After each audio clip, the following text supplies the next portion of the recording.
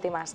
Ignacio Ezquiaga, doctor en Económicas y Empresariales, nos acompaña estos próximos minutos. Ignacio, muy buenas. Hola, muy buenas tardes.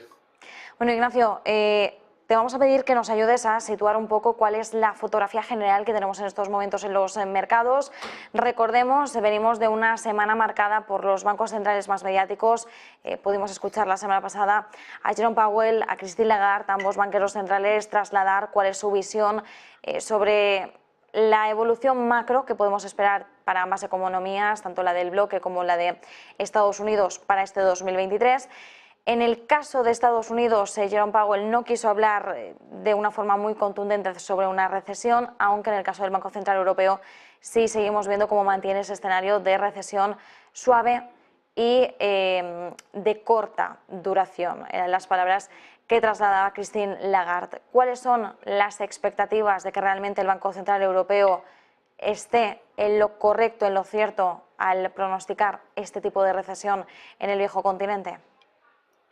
Bueno, lo primero que hay que decir, desde luego, es que estamos en una época clave, ¿no?, en el desarrollo de la política monetaria y es una época, supongo, que donde los bancos centrales están sintiendo ahora la responsabilidad tremenda que tienen, ¿no? Porque la inflación está absolutamente, está, digamos, fuera completamente de control en este momento en los países industrializados, sobre todo en Europa y en Estados Unidos. Y ellos son los responsables, ¿no? Ellos son los que están dando, tienen que tienen que acertar en el diagnóstico, ¿eh? Y todos los demás están viendo, ¿no? Porque los salarios están subiendo bastante menos que la inflación y esa pérdida del poder adquisitivo, pues es algo que está realmente, pues, mirando al Banco Central Europeo, en el caso de Europa, o mirando a la Reserva Federal en Estados Unidos. Es decir, que, digamos, lo primero que hay que decir es que están intentando hacerlo muy bien, ¿eh? Esto también tiene mucho que ver con lo que está intentando hacer también el Banco Central Europeo, y es que tiene que conseguir una reputación simétrica. La consiguió para hacer que no cayéramos en la deflación en los años peores de después de la crisis financiera, que el problema ya se nos ha olvidado casi, ¿no? Pero el problema entonces era que la inflación era demasiado baja. Estábamos a punto de entrar en negativo en términos de inflación. Por eso los tipos de interés se pusieron en negativo, ¿no? Allí consiguió un éxito y ahora tiene que conseguir un éxito en la situación actual. ¿Qué está haciendo? Normalizar. Ellos le llaman normalizar la política monetaria. Entonces, el primer paso de esas políticas monetarias, de esa normalización, ha sido ir subiendo los tipos de interés a corto. El último es una subida de medio punto. No hay que olvidar que lo importante no es cuánto sube, sino a dónde llega con las subidas, ¿eh? Eso es lo importante. El ritmo con el que sube, pues conforme el tipo de llegada o el tipo en el que estamos, el nivel es más alto, pues también será unas subidas más cortas, más pequeñas. Eso no significa que ya esté alcanzando su objetivo, no, para nada. Significa simplemente que estamos más altos y ahora tiene que subir más suavemente, ¿no? Ha pasado de 0,75 a medio punto. Y además ha anunciado otra cosa que tiene mucha importancia, ¿no?, que es el comenzar a reducir su cartera de deuda pública, ¿no?, su cartera de renta fija y, en general, básicamente deuda pública. Y esto, pues, también va a tener su importancia en los tipos de interés a largo plazo. Bueno, enseguida te pregunto por eso, Ignacio, porque fue una de las claves en la última reunión, ese inicio de reducción del balance que nos decían 15.000 millones mensuales a partir de marzo, con una revisión en julio. Nos decías, lo importante no es tanto cuánto sube los tipos de interés reunión a reunión, sino hasta dónde llega. El propio Banco Central Europeo no ha reconocido realmente que tenga una idea exacta de hasta dónde puede llegar, porque además ya nos lo ha dicho Christine Lagarde en todas las reuniones anteriores, vamos meeting by meeting y seguimos muy dependientes de los datos que nos van llegando. Entonces, en función de lo que de toda la información que vayamos recolectando para cada reunión, iremos calibrando nuestras herramientas, pero por establecer más o menos un baremo, una horquilla aproximada ¿hasta dónde podría llevar los tipos el Banco Central Europeo? Bueno, yo creo que efectivamente, ¿no?, esto es un tema, este es el tema clave, ¿no? Y esto es lo que están tratando de formarse sus expectativas los mercados, ¿no? Yo creo que en general los mercados están demasiado optimistas respecto al nivel de llegada, ¿eh? A mí me da la sensación de que el nivel de llegada pues está más alto que lo que está descontando ahora el mercado. Y por eso quizá también, por ese sesgo, y no lo digo tampoco porque crea que las cosas van mal o porque va a ser complicado, no, sino porque va a tardar tiempo todavía esta inflación que pensábamos que era un puro shock de oferta, ¿no? Con el tema de la guerra en Ucrania, ¿no? Y que se está poniendo de manifiesto que es algo más que eso, que es una apuesta, digamos, de base o una actualización de base de los precios que forman parte de los índices subyacentes, ¿no? Más allá de la energía, etcétera. Y creo que eso va a costar más de lo que todo el mundo pensaba al principio y desde luego creo que incluso de lo que piensan ahora, ¿no? Y entonces quiero decir que la anécdota un poco que tuvo la presidenta, ¿no?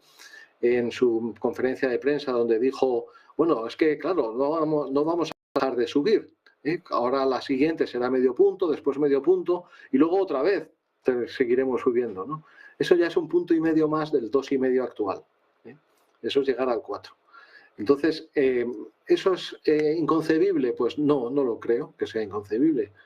Sería bastante normal, ¿eh? Nosotros, los que venimos de épocas más, ¿no? más antiguas, ¿no? Que teníamos una inflación pues en los 90, en los 2000, incluso en la primera parte de los 2000, pues hacíamos siempre una cuenta de la vieja muy sencilla, ¿no? Decíamos, ¿cuál es el nivel normal para un tipo de interés? Pues es la inflación que tengamos, pongamos 2 puntos, más un tipo real de 2 puntos, es decir, 4. ¿Por qué ahora los tipos reales tienen que seguir siendo negativos? De hecho, en algunos de los documentos del Banco Central Europeo, ¿no? En concreto los que se refieren a la política monetaria, están hablando constantemente ya de que todavía los tipos de interés reales son negativos, ¿no? Tipos reales negativos no tienen ningún sentido con las economías resilientes, creciendo fuerte, generando algunos cuellos de botella o algunos digamos, funcionamientos inflacionistas en el mercado de trabajo y sobre todo en los resultados empresariales, y creo que hace falta algo más, ¿no? Como los tipos a largo plazo, los bonos alemanes están todavía al 2,20, pues hombre, parece un poco optimista, ¿no? Ignacio, como decimos, una de las cuestiones principales, esa reducción del balance.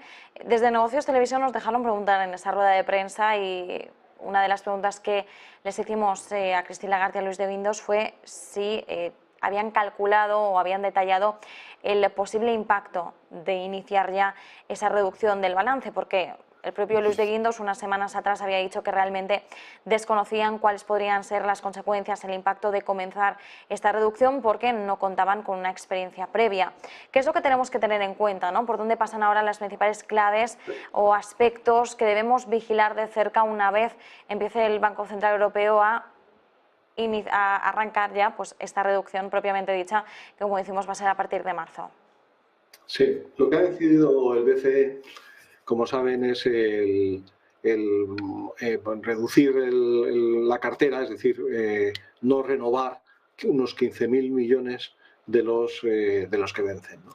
Eso ha dicho el BCE, que eso es aproximadamente la mitad de lo que va venciendo cada mes, ¿eh? Es decir, que va a renovar la mitad y no va a renovar la otra mitad.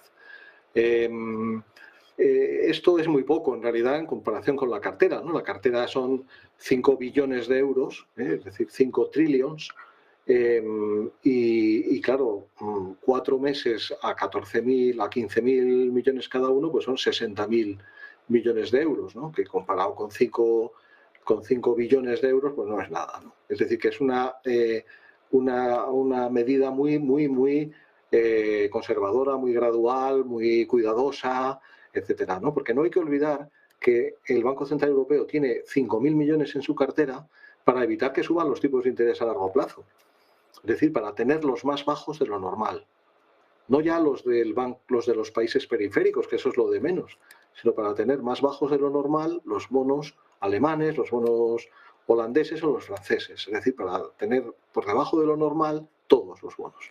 Por eso ha ido haciendo esa cartera, porque necesitaba que no solo los tipos de interés a corto plazo fueran muy expansivos, muy acomodaticios, ¿no? Es decir, que estuvieran en tipos negativos, ¿no? Como llegaron a estar, sino que necesitaba que también los tipos a largo estuvieran muy bajos, lo más bajos posibles, para no poner ninguna traba al crecimiento de la economía, para sostener la economía con unos vientos deflacionistas como los que había, ¿no? Ahora necesita lo contrario, pero necesita hacerlo poco a poco para no provocar ninguna distorsión, ¿no? Así que creo que a partir de junio del año que viene, que revisará la cifra mensual, pues me temo que será mayor, ¿eh? Y eso va a afectar a los bonos alemanes, haciendo que suban de rentabilidad, etcétera, ¿no? La señora Lagarde indicó en su rueda de prensa que, por supuesto, la facilidad o el mecanismo del TPI para proteger aquellos casos donde pudiera haber distorsiones en los precios, es decir, aquellos casos en los que un país periférico pudiera tener más problemas, o cualquier otro país, pues en esos casos se reserva el poder comprar bonos más allá de lo normal, ¿no? Con lo cual, que bajen las carteras del Banco Central Europeo, yo no extraería de ello más lección o más previsión que la que se refiere al nivel de los tipos de interés a largo plazo en general, y no tanto a la situación de los mercados periféricos. Ignacio Ezquiaga, doctor en Económicas y Empresariales, muchísimas gracias. Nosotros nos quedamos con ese análisis, como decimos, recapitulando de nuevo cuáles han sido los principales mensajes que en este caso nos ha dejado el Banco Central Europeo, preparándonos ya para la próxima reunión, eso sí, ya en 2023. Muchísimas gracias, un placer. Muy bien, gracias a todos. Y mientras tanto, nosotros seguimos vigilando